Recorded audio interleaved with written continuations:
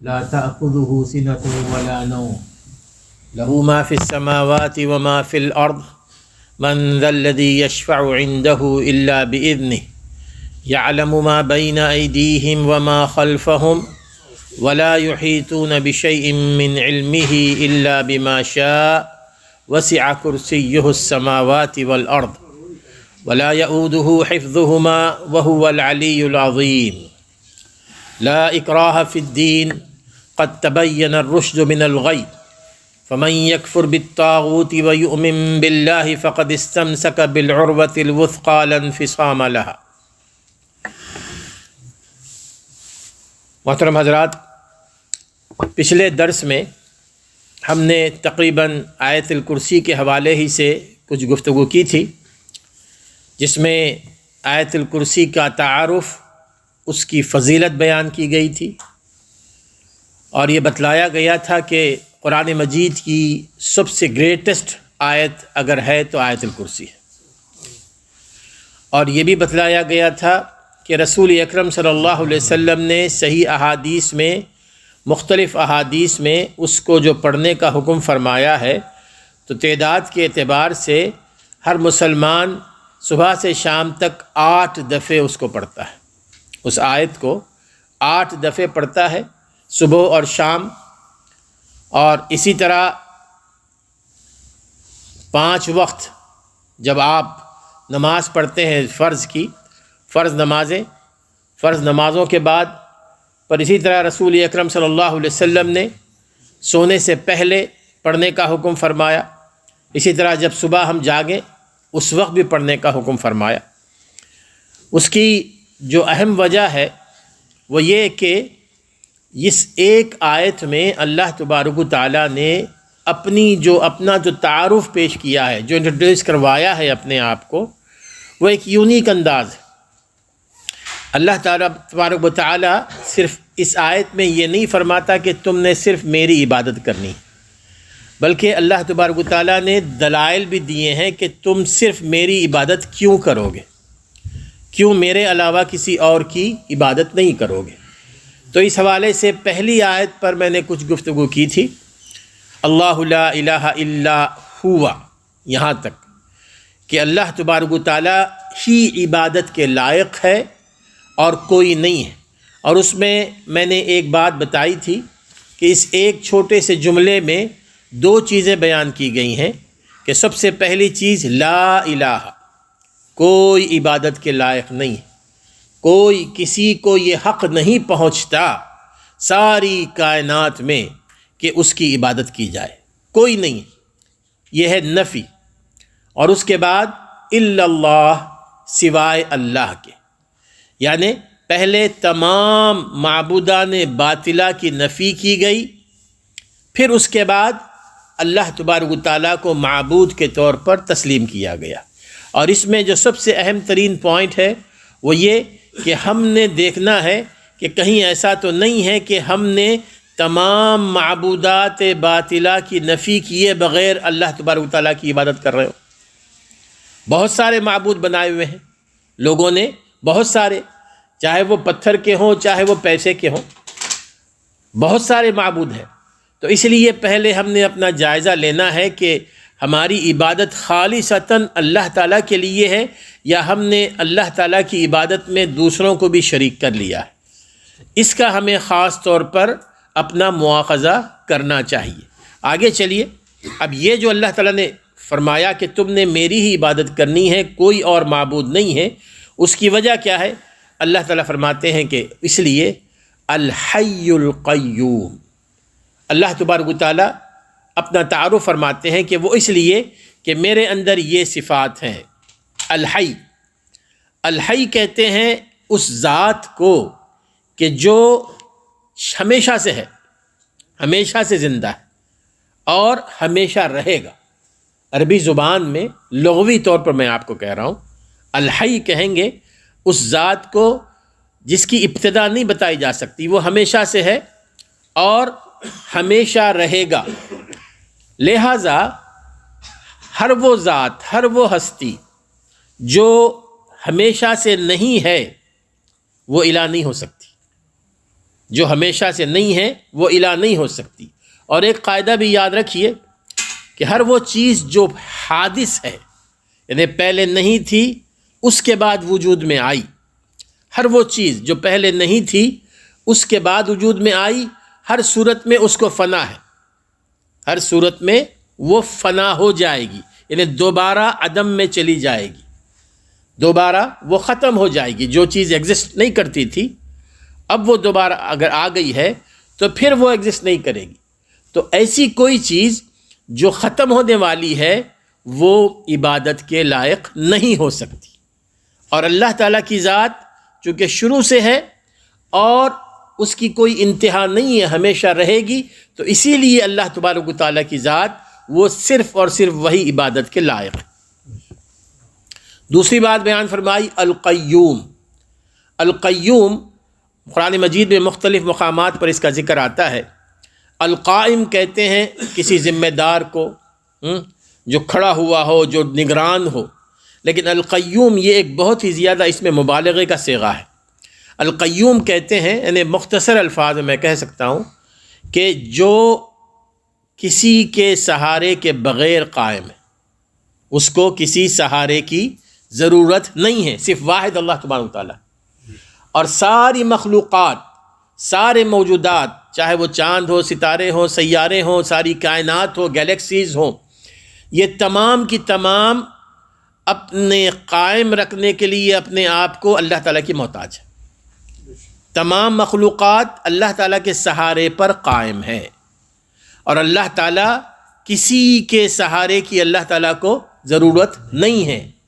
اور پھر ساری کائنات میں جو کچھ سیاروں کا سلسلہ ہے، کائنات کا سلسلہ ہے، چاند ستاروں کا سلسلہ ہے، موسموں کا سلسلہ ہے، ہواؤں کا سلسلہ ہے، بارشوں کا سلسلہ ہے، یہ تمام کی تمام تدبیر کرنے والا اللہ تبارک و تعالیٰ ہی کی ذات ہے۔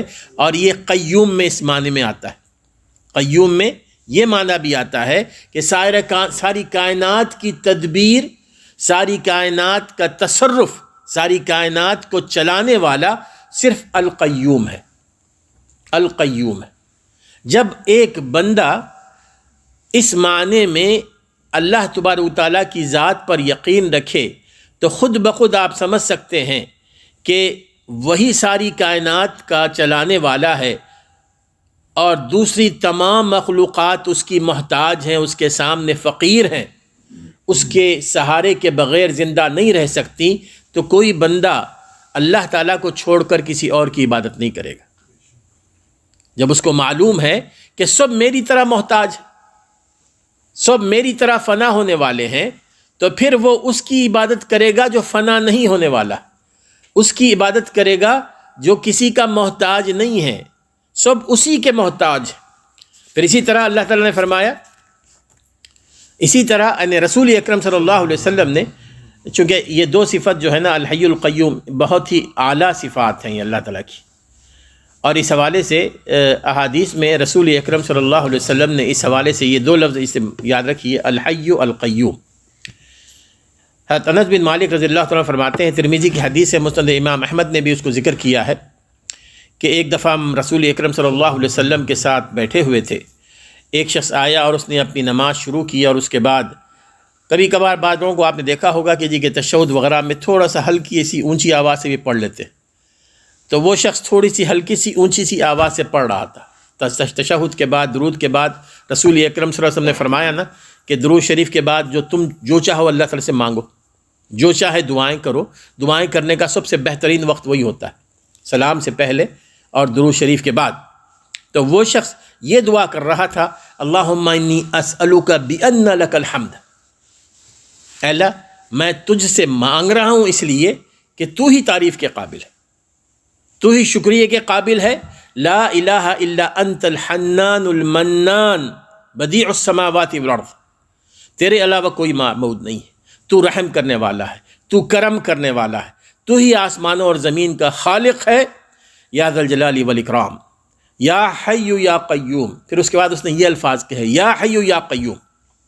رسول اکرم صلی اللہ علیہ وسلم نے جب اس سے یہ الفاظ سنے تو آپ نے فرمایا، دعا اللہ باسمہ العظم الذی اذا دعی بہ اجاب، وَإِذَا سُئِلَ بِهِ أَعْطَى، اس بندے نے اللہ تعالیٰ کی ان صفات کے ذریعے اللہ تعالیٰ سے سوال کیا ہے کہ جب ان صفات کو سامنے رکھ کر اللہ تعالیٰ سے سوال کیا جاتا ہے اللہ تعالیٰ ضرور اس کو دیتا ہے۔ الحی القیوم، اللہ تعالیٰ ضرور اس کو نوازتے ہیں۔ جب وہ اللہ تعالیٰ سے پوچھے گا اس کو اللہ تعالیٰ جواب دے گا۔ وَإِذَا سُئِلَ، جب اللہ تعالیٰ سے مانگا جائے گا اللہ تعالیٰ اس کو دے گا۔ یہ دو صفات کی یہ حیثیت ہے۔ اور یہ جب ہم مانگیں گے، جیسے کہ میں نے پچھلے درس میں کہا تھا کہ یہ آیت الکرسی اس کے معنی کو سمجھ کر ہمیں پڑھنا چاہیے۔ جب معنی کو سمجھ کر ہم اللہ تعالیٰ سے مانگیں گے نا کہ انت الحی القیوم، تو پھر ہمارا فقر، ہماری محتاجی کا انداز بھی ہمیں ہوتا ہے، پھر اسی انداز میں اللہ تعالیٰ دیتا ہے، نوازتا ہے۔ ایک اور حدیث میں عبداللہ ابن مسعود رضی اللہ تعالیٰ عنہ کی حدیث ہے کہ رسول صلی اللہ علیہ وسلم فرماتے ہیں کہ من قال استغفر اللہ الذی لا الہ الا انت الحی القیوم واتوب الیہ، استغفر اللہ الذی لا الہ الا انت الحی القیوم، وہاں پر بھی الحی القیوم کے واتوب الیہ۔ رسول اکرم فرماتے ہیں کہ جو شخص 3 دفعے اس دعا کو پڑھے گا، لا الہ استغفر اللہ الذی لا الہ الا انت الحی القیوم واتوب الیہ، غفرت ذنوبہ، اس کے سارے گناہ معاف ہو جاتے ہیں، چاہے وہ جنگ کے میدان سے بھاگ کر کیوں نہ آیا۔ میدان جنگ سے بھاگ کر آنے والا گناہ کبیرہ کا مرتکب ہوتا ہے، گناہ کبیرہ ہے۔ اگر وہ شخص گناہ کبیرہ کا مرتکب بھی ہوا ہو، لیکن جو ان الفاظ کو استعمال کرتے ہوئے اللہ تعالیٰ سے اپنے گناہوں کی بخشش طلب کرے گا، اللہ تعالیٰ اس کے سارے گناہوں کو معاف فرمائے گا۔ تو یہ اللہ تعالیٰ کی یہ 2 صفات ہیں۔ اور اس کے بعد دیکھیے اللہ فرماتے ہیں کہ لہو ما فی السماوات و ما فی الارض، جو کچھ آسمانوں میں ہے، جو کچھ زمین میں ہے، وہ سارے کا سارا صرف اللہ تعالیٰ کے لیے، وہ سارے کا سارا۔ ان معنی میں قرآن مجید میں مختلف جگہوں پر وہ آیات آتی ہیں۔ ایک جگہ آتا ہے کہ للہ ما فی السماوات و ما فی الارض، اللہ ہی کے لیے ہے جو کچھ آسمانوں میں ہے اور زمین میں ہے۔ لہو مقالید السماوات والارض، آسمانوں اور زمین کے خزانوں کی چابی اللہ تعالیٰ ہی کے پاس ہے۔ لہو الملک السماوات والارض، آسمان اور زمین جو کچھ ہیں اسی کو بلونگ کرتے ہیں۔ زمین آسمان ہو، چاند ستارے ہوں، سیارے ہوں، میرے دوستو، ذرہ ذرہ جب اس کی مخلوق ہے اسی کو بلونگ کرتے ہیں، تو اس کے تابع دار بھی اس کے حکم پر چلتے ہیں، اس کے حکم کی نافرمانی نہیں کرتے، اور اس کی یہ ملکیت ہے بغیر کسی پارٹنر کے، بغیر کسی شریک کے۔ صرف اللہ تبارک و تعالیٰ ہی ان تمام ساری کائنات کا مالک ہے۔ جب وہ ہر چیز کا مالک ہے تو پھر بندہ کیوں مملوک سے مانگے؟ جب مالک وہ ہے تو غلام سے کیوں مانگا جائے؟ مالک سے مانگا جائے نا، عقل مندی اسی میں ہے۔ تو اللہ تعالیٰ فرماتے ہیں کہ جب میں مالک ہوں تو تم میری مملوک سے کیوں مانگ رہے ہو؟ مالک میں ہوں، عطا کرنے والا میں ہوں۔ اب آئیے 2-3 آیات میں سورۃ المومنین کے پڑھوں گا آپ کو۔ اللہ تعالیٰ فرماتے ہیں کہ قل لمن الارض ومن فیہا ان کنتم تعلمون، اے رسول اکرم صلی اللہ علیہ وسلم آپ ان سے پوچھئے کہ یہ جو زمین ہے یہ کس کی ملکیت ہے، اور زمین میں جو کچھ ہے اس کا مالک کون ہے؟ تو وہ کہیں گے سیقولون للہ، تو وہ یہ کہیں گے زمین کا مالک بھی، زمین کے اندر جو کچھ ہے اس کا مالک صرف اللہ تبارک و تعالیٰ ہے۔ پھر آگے اللہ تعالیٰ فرماتے ہیں قل من رب السماوات والسماوات السبع والرب ورب العرش العظیم، آپ پوچھئے ان سے کہ 7 آسمان اور 7 زمین کا رب کون ہے، چلانے والا کون ہے؟ وہ کہیں گے قل سیقولون للہ، اللہ تبارک و تعالیٰ ہی۔ پھر اس کے بعد تیسرا سوال قل من بیدہ ملکوت کل شیء وہو یجیر ولا یجار علیہ ان کنتم تعلمون، آپ ان سے پوچھئے آسمانوں اور زمین کی ساری چیزوں کا اختیار کس کے پاس ہے؟ وہ کون سی ذات ہے جو وہو یجیر، وہ پناہ دینے والی ہے، ولا یجار علیہ، اس کے خلاف کوئی کسی کو پناہ نہیں دے سکتا اس کے مقابلے میں. یعنی اگر وہ کسی کو عذاب دینا چاہے تو کوئی اس کو عذاب سے اللہ کے بچا نہیں سکتا. تو یہ کون سی ذات؟ وہ کہیں گے سیقولون للہ، اللہ تعالیٰ ہی کی ذات ہے. اب یہ ان 3 آیات میں اگر آپ دیکھیں تو اللہ تعالیٰ کو یہ ماننے والے، ان کو موحد ہی کہیں گے نا، یہ مانتے ہیں کہ ساری زمین سارے آسمان کا مالک اللہ تبارک و تعالیٰ ہے. یہ مانتے ہیں کہ آسمانوں اور 7 آسمان کا مالک اللہ تعالیٰ ہے اور چلانے والا بھی اللہ تعالیٰ ہے. اور اگر اللہ کے خلاف کوئی اٹھ کھڑا ہو تو اس کے لیے یہ بالکل ہی ناممکن ہے کہ اللہ تعالیٰ کے خلاف اٹھ کھڑے. اگر اللہ جس کو پناہ دینا چاہتا ہے اللہ تعالیٰ اس کو پناہ دیتا ہے، اور اگر کوئی اللہ تعالیٰ کسی کو پناہ دینا نہیں چاہتا، اس کو عذاب سے دوچار کرنا چاہتا ہے، تو کوئی اس کو پناہ نہیں دے سکتا. وہاں پر بھی کہتے ہیں کہ اللہ ہی کر سکتا ہے. اب یہ جواب کون دے رہے ہیں؟ یہ جواب وہ لوگ دے رہے ہیں جن کو قرآن اور حدیث میں مشرک قرار دیا گیا. یہ مشرک ہیں، مکے کے مشرکین. لیکن ان کا جواب دیکھیے توحید سے بھرا ہوا ہے نا. مکے کے مشرکین، لیکن اللہ تعالیٰ ان کو مشرک قرار دیتا ہے. رسول اکرم صلی اللہ علیہ وسلم نے ان کو مشرک قرار دیا ہے. کیوں؟ وہ اس لیے کہ وہ اس بات کو مانتے تھے کہ اللہ تعالیٰ ہی خالق ہے، اللہ تعالیٰ ہی مالک ہے، اللہ تعالیٰ ہی رازق ہے. اس کو مانتے تھے وہ، یعنی اس میں ان کو کوئی شک نہیں تھا. لیکن صرف ایک چیز تھی جس میں وہ پیچھے رہ گئے تھے، اور وہ تھی توحید الوہیت، کہ وہ ایک اللہ کی عبادت نہیں کیا کرتے تھے. اللہ کی عبادت میں وہ دوسروں کو بھی شریک کیا کر لیتے تھے. توحید عبادت میں وہ کیوں وہ شریک کر لیا کرتے تھے؟ اس لیے کہ ان کے ہاں یہ عقیدہ تھا کہ یقیناً ساری کائنات کا مالک اللہ تعالیٰ ہے، رزق دینے والا اللہ تعالیٰ ہے، خالق وہی ہے. لیکن اللہ کے کچھ نیک بندے ہیں جو مر چکے ہیں اور جو زندہ ہیں، وہ اللہ تعالیٰ کے مقرب ترین بندے ہیں، صالحین، اولیاء.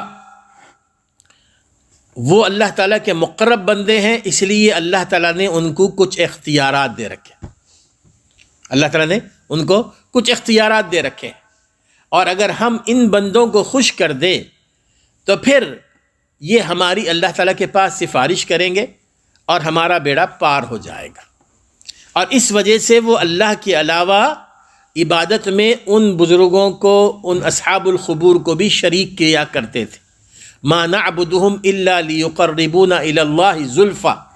وہ کہا کرتے تھے کہ ہم ان کی جو عبادت کرتے ہیں وہ صرف اس لیے کہ یہ ہمیں اللہ سے قریب کرنے والے، اللہ سے قریب کرنے والے. تو میرے دوستو، ان کا جو عقیدہ تھا عبادت کے معاملے میں وہ یہ کہ ہم ایک اللہ کی عبادت کرتے ہیں لیکن ساتھ ہی ہم ان کی بھی عبادت کرتے ہیں. لیکن افسوس کی بات یہ ہے کہ اللہ تعالیٰ نے ان کو مشرک قرار دیا، جبکہ وہ صرف توحید الوہیت کا انکار کرتے تھے. توحید ربوبیت میں وہ صحیح تھے، اور دوسری توحید میں بھی وہ صحیح تھے، مانتے تھے اللہ تعالیٰ کو خالق، مالک، رازق، لیکن صرف اللہ تعالیٰ کے ساتھ اس کی عبادت میں شریک کرتے تھے. اس لیے ان کو مشرکین قرار دیا گیا، وہ جہنم رسید ہوں گے. لیکن سوء اتفاق ہمارے اپنے کئی مسلمان بھائی ہیں، نادانی کی وجہ سے جب آپ ان سے پوچھیں، وہ عام طور پر اب آپ دیکھیں گے وہ اللہ کی عبادت بھی کرتے ہیں، نمازیں بھی پڑھتے ہیں، جیسے کہ میں نے پچھلے درس میں کہا تھا. لیکن جو اولیاء اللہ کے اولیاء گزرے ہیں، جو بزرگان دین گزرے ہیں، جن کی زندگیاں توحید کو پھیلانے میں گزری ہیں، جو شرک کو مٹانے کے لیے ہمیشہ محنت کرتے رہے، اب ان کے مرنے کے بعد کچھ لوگوں نے نادانی میں ان کی قبروں کو اپنے لیے ملجا اور ماوا بنا لیا. ان سے یہ عقیدہ رکھتے ہیں کہ وہ بھی ہماری مدد کر سکتے ہیں، وہ بھی ہمیں رزق دے سکتے ہیں. اب ان کے نام پہ نظر و نیاز چڑھائی جاتی ہے، ان کو مدد کے لیے پکارا جاتا ہے. اور جب آپ ان سے پوچھیں، وہ یہ کہتے ہیں کہ اللہ تعالیٰ کے یہ مقرب بندے ہیں، اللہ تعالیٰ نے ان کو کچھ اختیارات دے رکھے، کچھ اختیار دے رکھے. اب میرے دوستو، یہ اختیار دینے کا جو معاملہ ہے، نہ قرآن میں ہے، نہ حدیث میں ہے، نہ کہیں ہے کسی جگہ اللہ تعالیٰ نے یہ ذکر نہیں فرمایا کہ میں نے اپنے بندوں کو کچھ اختیارات دے رکھے. تو معنی یہ ہوا کہ یہ عقیدہ رکھتے ہیں کہ وہ اختیارات دے رکھے ہیں، لہو ما فی السماوات و ما فی الارض کے اوپر پورا یقین نہیں ہے ان کا.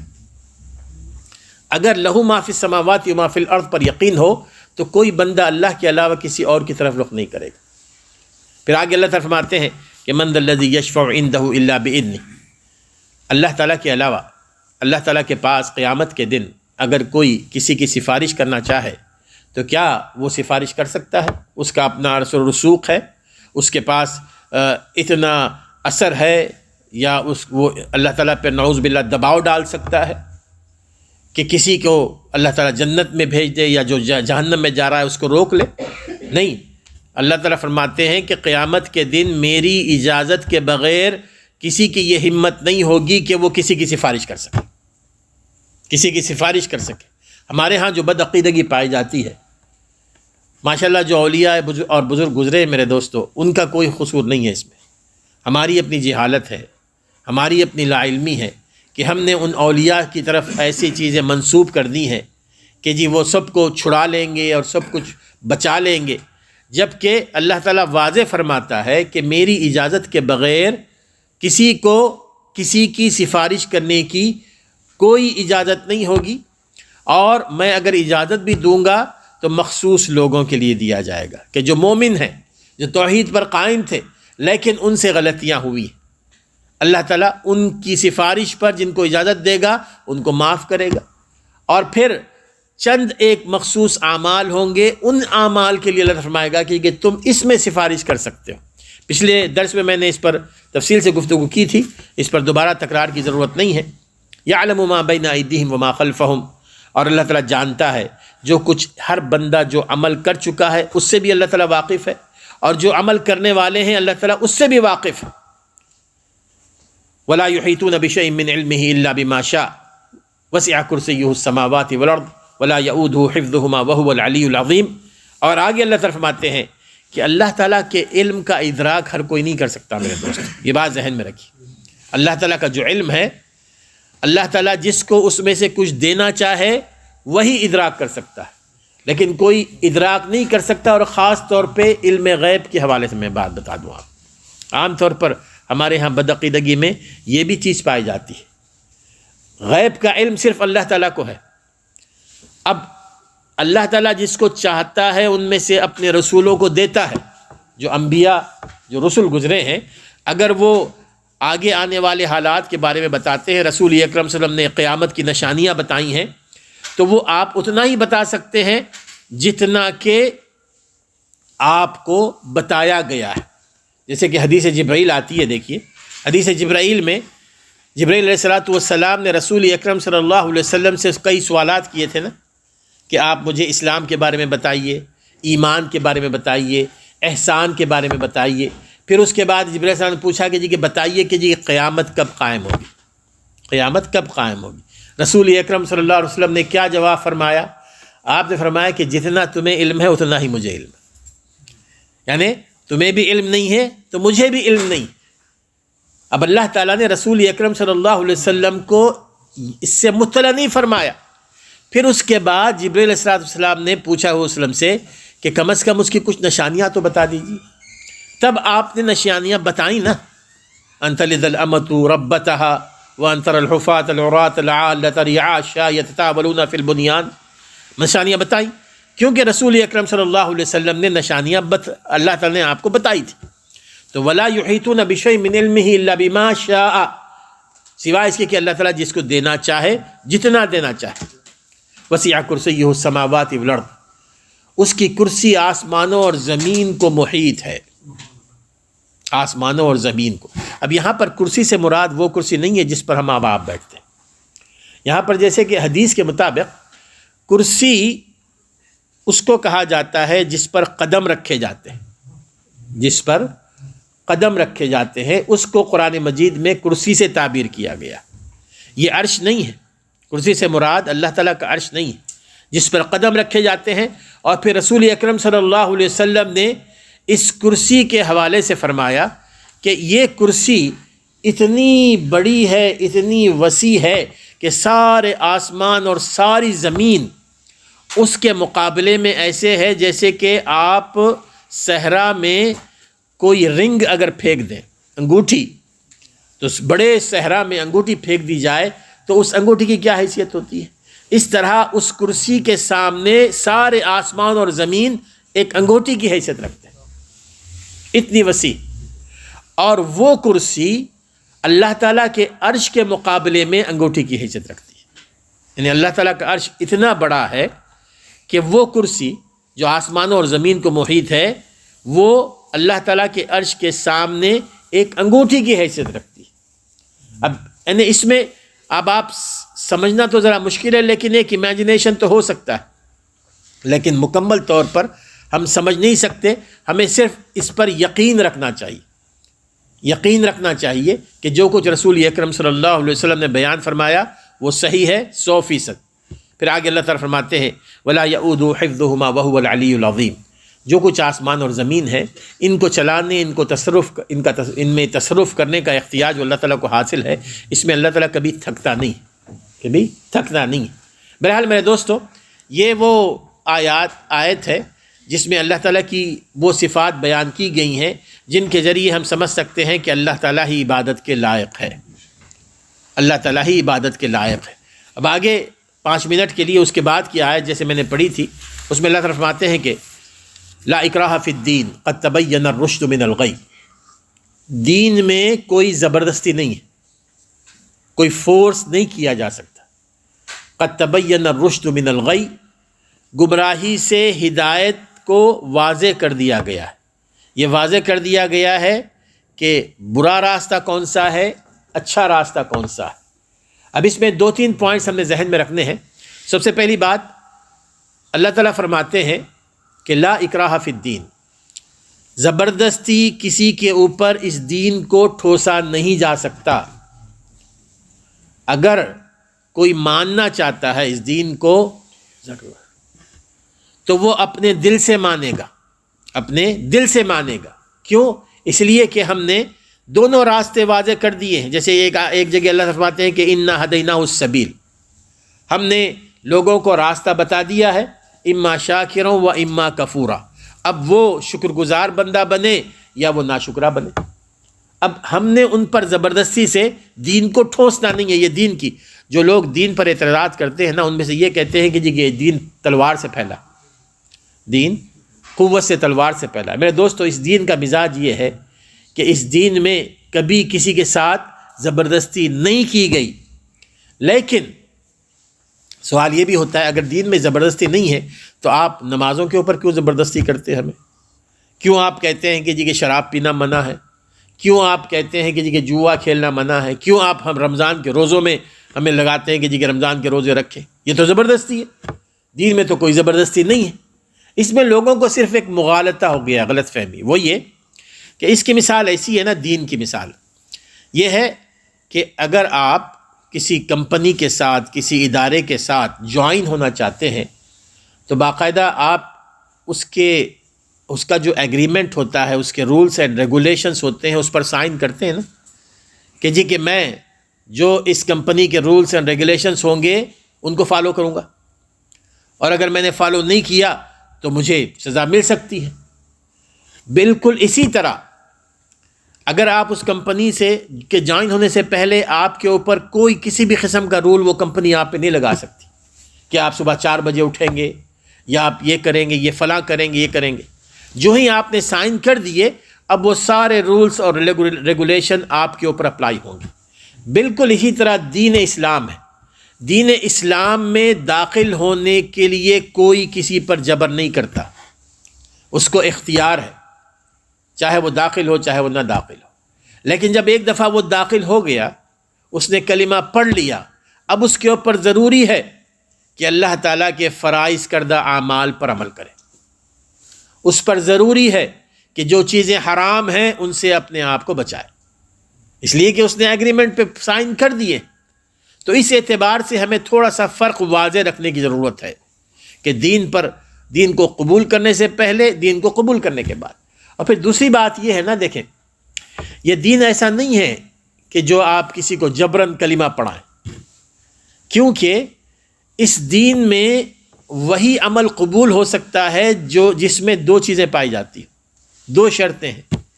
ایک شرط یہ ہے کہ اس میں اخلاص ہو نا، اخلاص کا تعلق دل سے ہے نا، سنسیئرٹی دل سے ہے، اور جس میں سنسیئرٹی نہ ہو اس کے عمل کی کوئی حیثیت نہیں۔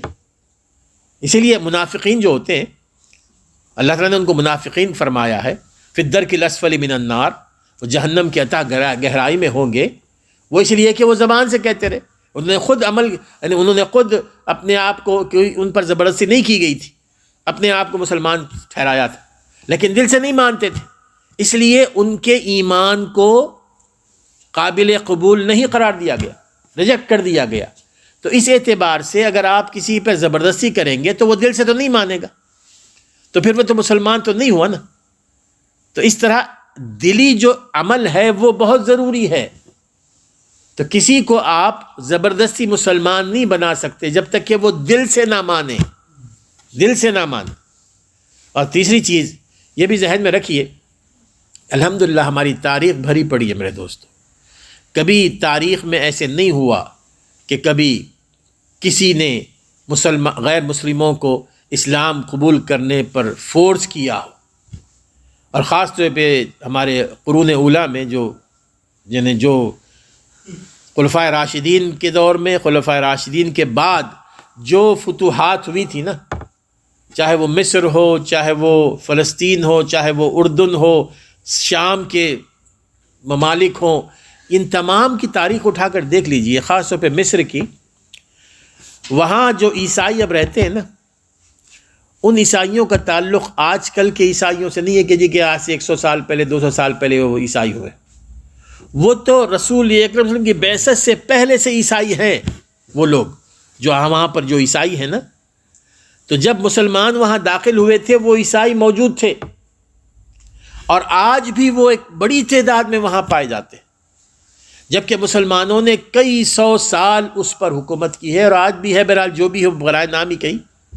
لیکن آپ نے کبھی دیکھا کہ وہاں سے عیسائیوں کا صفایا ہو گیا؟ نہیں ہوا وہاں پر، نہ شام میں ہوا مختلف اور فرقوں کا، نہ اردن میں ہوا، نہ کہیں ہوا، نہ آپ کے ہمارے جو انڈیا ہے وہاں دیکھ لیں آپ، مسلمانوں نے وہاں پر 700-800 سال حکومت کی، اب ہندو وہاں پر اکثریت میں۔ یہ سب باتیں بتلاتی ہیں کہ مسلمانوں نے کبھی، چاہے وہ ان کے پاس حکومت رہی ہو نہ حکومت رہی ہو، کبھی دوسروں کو اسلام قبول کرنے پہ مجبور نہیں کیا۔ اگر مجبور کیا ہوتا تو آج سارا مصر مسلمانوں سے بھرا ہوتا، سارا شام، سارے جتنے بھی عرب ممالک ہیں وہ سارے کے سارے، وہاں پر کوئی غیر مسلم نہیں رہتا۔ اسی طرح یورپ کے کئی ہیں، چاہے وہ سربیا ہو، چاہے بوسنیا ہو، چاہے تمام کے تمام، یہاں بھی مسلمان رہے۔ یہ سب سے بڑی مثال اسپین ہے، آپ دیکھ لیں، وہاں بھی مسلمان، انہوں نے حکومت کی، 700 سال تک حکومت کی، لیکن وہاں پر عیسائیوں کا ایک بڑا طبقہ رہا ہے۔ تو اس اعتبار سے تاریخ خود ثابت کرتی ہے کہ کبھی مسلمانوں نے نہ ان کو مجبور کیا اور نہ ہی اسلام اس کی اجازت دیتا ہے۔ لا اکراہ فی الدین قد تبین الرشد من الغی فمن یکفر بالطاغوت ویؤمن باللہ ومن یکفر بالطاغوت ویؤمن باللہ، جو شخص طاغوت کا انکار کرے گا اور اللہ تعالیٰ پر ایمان لائے گا، اس نے گویا کہ اس حلقے کے اندر اپنے آپ کو لے لیا جو کبھی ٹوٹنے والا نہیں۔ اس کی تشریح میں نے پچھلے درس میں کی تھی کہ جیسے کہ ایک جام ہے، ایک گلاس ہوتا ہے، تو آپ نے سب سے پہلے اس گلاس کو صاف کرنا ہوتا ہے اس میں کوئی خالص دودھ ڈالنے کے لیے۔ تو پھر اسی طرح ہے کہ آپ نے پہلے کفر کرنا ہے، اور کفر کرنا ہے طاغوت سے، پھر اس کے بعد ایمان لانا ہے، اور یہی ایمان ہمارا اللہ تعالیٰ کے پاس قابل قبول ہے۔ اللہ تعالیٰ ہمیں سمجھنے عمل کرنے کی توفیق عطا فرمائے۔